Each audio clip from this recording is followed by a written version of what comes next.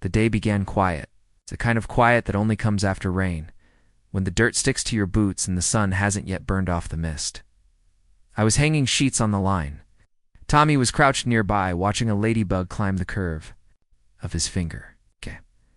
A butterfly landed on his shoulder, light as breath. He didn't even flinch, just smiled at me like he'd caught a miracle. Then I heard the crunch of tires. A black truck rolled up slow over the gravel path, past the old fence post where the paint had long since chipped off. I knew that truck, not by name, by type. Government contracts, private work, the kind that doesn't knock first. 3 men got out. The first wore boots that didn't belong to the soil, to clean. The second had the body of someone who knew how to break things. And the third, Keller had a badge pinned to his jacket. Not a sheriff's star, not military. Company issued, that made him dangerous in a different way. "Ma'am Keller," said, pushing his hat back like he cared about manners. "We're here on behalf of the lumber company." I didn't move, just unpinned a damp shirt and looked at Tommy. "The boy's father passed owing debt," he continued. "Per contractual clause in Section 17, dependent assets fall under temporary company guardianship until settlement." I blinked. "He's not an asset," I said. The third man stepped forward and placed a hand on Tommy's shoulder. Tommy looked up, confused. Not scared yet, just curious. "Don't," I said. Not shouted, just said. They didn't listen. Tommy called out, "Mama?" And I did nothing. Not because I didn't want to. Not because I couldn't. But because something inside me went still. Cold. My eyes saw them, but my mind saw something else. The smell of diesel in the snow. Concrete towers behind wire mesh. A man in a red beret falling backward. A hole where his eye had been. By the time I came back into my body, the truck was kicking up dust down the road. I folded the last shirt. I didn't scream. Instead, I walked inside, every step silent, as a prayer I'd long since stopped believing in. The house was small, quiet, still held the warmth of the morning eggs Tommy had eaten. His drawing was still on the table, a stick figure with wild hair holding hands with a smaller one labeled me. I knelt in front of the chest at the foot of my bed. The hinges creaked like they hadn't moved in years because they hadn't. Inside was an oilcloth bundle. Yellowed at the edges. I unwrapped it slowly. A disassembled Dragunov sniper rifle, the wood grain still polished, scope foggy but intact, and the metal, silver circle, red enamel star, Cyrillic letters around the edge. They'd given it to me the day I left the unit, the day I swore I'd never use a rifle again. But they took my son. They didn't ask what kind. Of mother I was. I sat there for a moment, the pieces laid out like bones in the dust. Then I reached for the bolt. It clicked into place, like a memory I hadn't wanted to remember. The smell of gun oil, the dry breath of a rooftop wind. A voice over the radio whispering, "Crow, you have the shot." And me, barely 20, watching the crosshairs settle on a man smoking on a balcony. Just before the trigger broke, he laughed at something someone said inside. He never finished laughing. I stood up, tied my hair back, started planning how to find my son. Ask. ChatGPT. The rifle came together like muscle memory. I didn't even have to think. My hands moved slow and clean, bolt, spring, stock, each piece falling into place, like a lullaby I once sang in another life. I sat at the kitchen table, the same. Table where Tommy used to finger paint suns and crooked horses. Now, it was lined with gunmetal. No panic, no trembling. Just the steady click of metal finding its mate. Outside, the wind carried the last of the morning dust. A single crow called from the trees, one long caw like it remembered me. I packed light, just enough to carry. Ammo wrapped in cloth, field knife strapped under my coat. I paused only once at the doorway to scrawl a note on the back of one of Tommy's drawings. "Don't come after me. He's my son." I tucked it under a stone and turned east. The road out of town had no name, just gravel and silence. Took the back way over the ridge, where no one would think to follow. By dusk, I reached the old truck stop on the county line.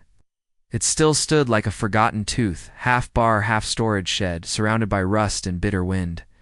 Inside, it smelled like spilled whiskey and war stories no one wanted to tell sober. I asked for a name. No one answered. But someone watched. A man with sunburned skin and a missing ring finger stepped out from behind the jukebox. He looked. About 70, didn't smile. "You're her," he said, Crow. I didn't blink. "They used to talk about you, Sarajevo." Took out a command post from 100 yards through a curtain window. He whistled low. "You said you were..." "Smoke." "They said no one saw you twice." "Then you're lucky," I said. He laughed, dry and crackling. "You looking for something?" I nodded. He poured me a glass. "What did they take?" "My boy." His mouth went hard. "Then you'll find them." Before I turned to leave, he looked down and added, "It ain't right with the companies." "Been doing checkpoints to ours north? Follow the fence line till it breaks?" I walked out. A crow flapped overhead, quiet wings in a dying sky. I kept walking. The checkpoint was crude. Lumber trucks idled beside a makeshift trailer. One man leaned against the door, chewing on sunflower seeds. It was him, one of the three. He didn't recognize me at first.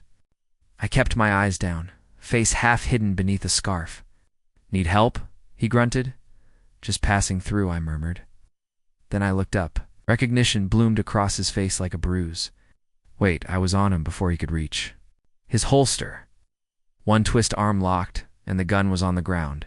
He wheezed. "Look, it wasn't my call," you were told. I pulled him closer by the collar. "Where?" His lips trembled. "Private holding site. Old Malrick Ranch. Other side of the dry gulch. They keep kids there sometimes. Leverage, we didn't know who you were." "You still don't," I said, and shoved him against the trailer wall. I walked away. Didn't look back. Didn't need to. That crow again perched just above the checkpoint, silent as the moon. Watching, I remembered a different face. Years ago, a boy with 2 large boots and a nervous smile handed me a cigarette on our 3rd patrol together. "You're not like the rest," he said. "You look forward when you shoot, not back." 2 weeks later, his body was found in an alley outside the market. A sniper's nest had been carved into the building opposite. It was the first time I pulled the trigger. Because I wanted to, not because I was ordered.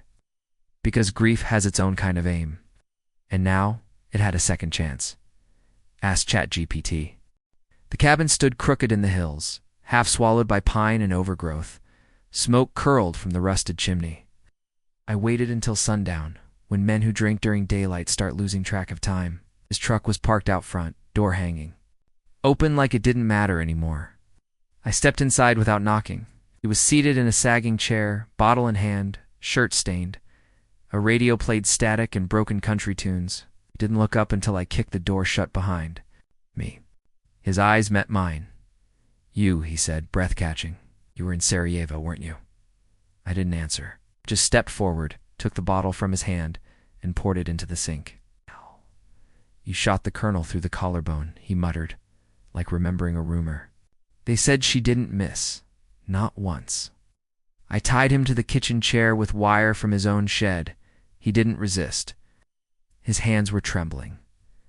"I got no beef with you," he said quickly. "We were just following orders. It was just supposed to be custody leverage. That's all." "Where is he?" "Malrick's place," he said. "Old ranch 3 miles past the gulch. They keep the kids there when someone don't pay." "Malrick," said the Boyd. "Be fine." My voice cracked on the edge. "You think he's fine?" "I didn't touch him, swear. I just drove the truck." I stared at him, at the gray sweat soaking his collar, at the way his eyes darted to the door, then to the counter, then back to me. He started crying. Big, messy sobs. "I got a kid, too. Little girl in Elko, I swear. I didn't know who you were until I saw your face just now." I walked to the door, hands steady. Behind me, he said, "Please." I stepped outside and pulled the door shut behind me. A single shot cracked the silence like a spine. The wind was colder now, thinner.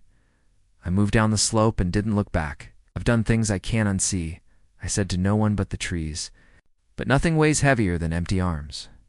The sky was dimming fast. stars barely flickering through the pine branches. I followed the dry wash down the mountain until it forked, then veered west where the dirt turned redder. The land was bare out there, quiet in the wrong way. I dropped to one knee and lifted my scope, sweeping the ridge. The ranch came into view slowly, like a wound being uncovered. A long fence, newer than the house, stretched around the property.